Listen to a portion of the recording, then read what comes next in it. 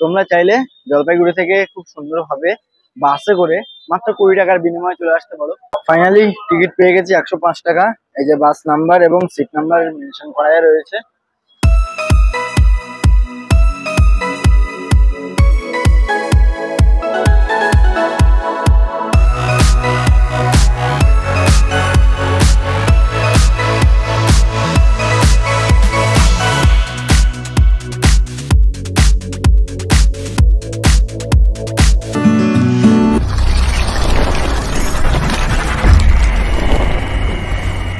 Hello বন্ধুরা, কেমন আছো? আশা করি খুব ভালো আছো, সুস্থ আছো। নতুন পর্বে সকলকে জানাই স্বাগতম। আমি এখন আছি শিলিগুড়ি তেনজিং নরগে বাস টার্মিনাল ভানুভক্ত চক। তোমরা চাইলে জলপাইগুড়ি থেকে খুব সুন্দরভাবে বাসে করে মাত্র 20 টাকার বিনিময়ে চলে আসতে পারো। এবার এখানে তো আসলাম, দেখতে হবে যে বাস টাইমিং কি রয়েছে। আর প্রথম পর্বে তো তোমাদেরকে আমি দেখিয়েছিলাম তোমরা কিভাবে শিয়ালদহ থেকে জলপাইগুড়ি এসে পৌঁছে যাবে। এবার এই পর্বে তোমাদের সামনে তুলে ধরবো তোমরা কিভাবে সরকারি বাসে করে পৌঁছে যাবে দার্জিলিং।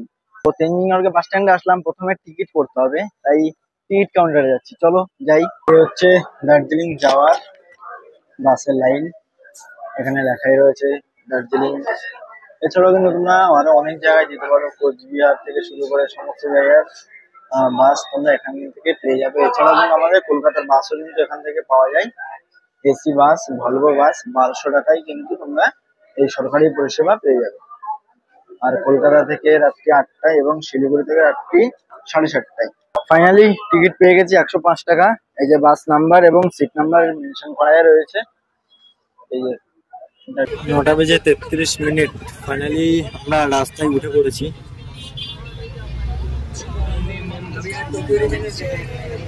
বাসের সিট অ্যারেঞ্জমেন্টটা হলো 2x2 আর মানে একদম পেছনে, বাইরে কিছু দেখাতে পারবো না। ফেরার সময় চেষ্টা করবো সামনে বসার।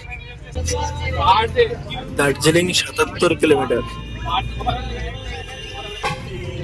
চলে গেল টয় ট্রেন এবং মেন লাইন।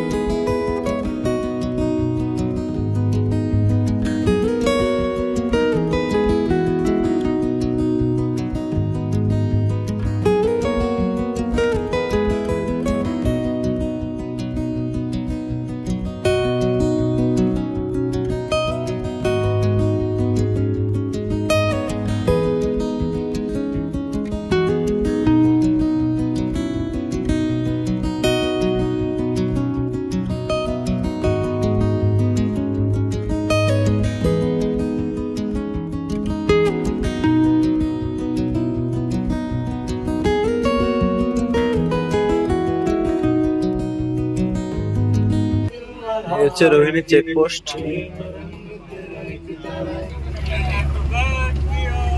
রোহিণী চেকপোস্ট অতিক্রম করার পরেই কিন্তু এবার আমাদের প্রাকৃতিক সৌন্দর্য বেশ ভালোভাবে ফুটে উঠবে।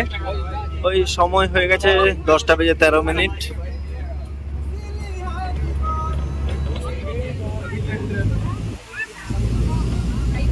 সময় হয়ে গেছে 10:34। আমরা অনেকটাই উঁচুতে চলে এসেছি। এখন আমরা একটা ভিউ পয়েন্টে রয়েছি, রোহিণী ভিউ পয়েন্ট। এই ভিউ পয়েন্ট থেকে তোমাদের যে ভিউটা দেখাচ্ছি জাস্ট অসাধারণ। আমাকে না, তোমরা ভিউটা দেখো। রোহিণী ভিউ পয়েন্ট থেকে এই ভিউটা কিন্তু জাস্ট অসাধারণ লাগছে।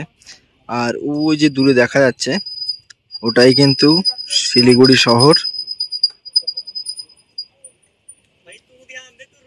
শিলিগুড়ি শহর থেকে কিন্তু আমরা অনেকটাই উঁচুতে চলে এসেছি।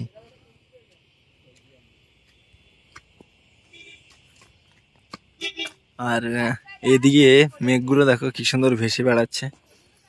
আমরা কিন্তু আরো অনেকটাই উঁচুতে যাব। এই মেঘেরও অনেক উপরে যাব আমরা। এই যে মেঘগুলো যে দেখতে পাচ্ছ না, এইদিকে কিন্তু হলো দার্জিলিং। আর দার্জিলিংয়ে কিন্তু এখন বৃষ্টি হচ্ছে। এদিকে পুরো নীল আকাশ, আর এদিকে পুরো মেঘ ভর্তি হয়ে রয়েছে। সামনে কিন্তু গিরিদা পাহাড় জলপ্রপাত।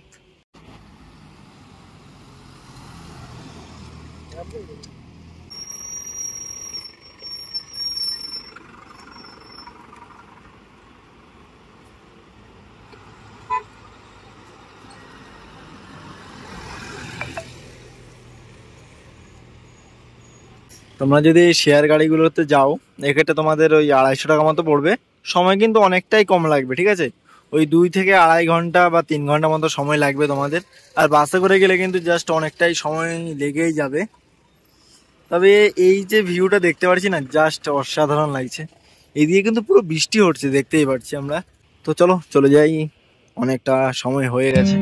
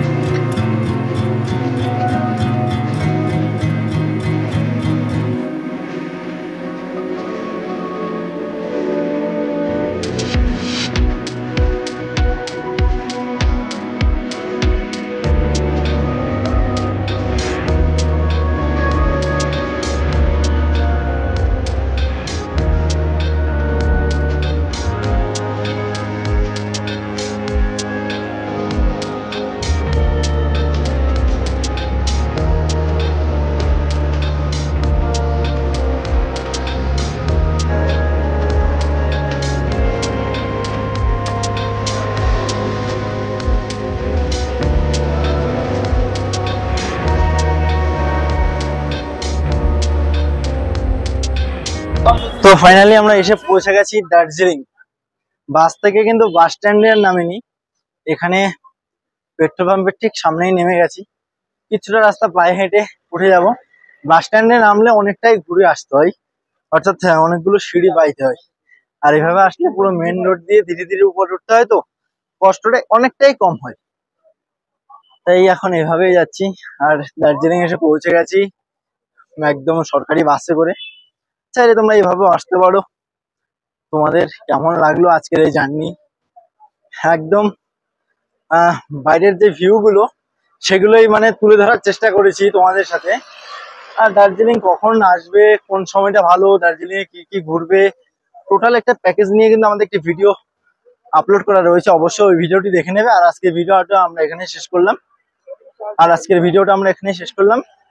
কেমন লেগেছে তোমাদের এই ভিডিওটি অবশ্যই কমেন্টস করে জানিয়ে দেবে। দেখা হবে তোমার সাথে নতুন কোনো পর্বে, নতুন কোনো ভিডিওতে। ভালো থাকবে, সুস্থ থাকবে, নিজের খেয়াল রাখবে। জয় হিন্দ।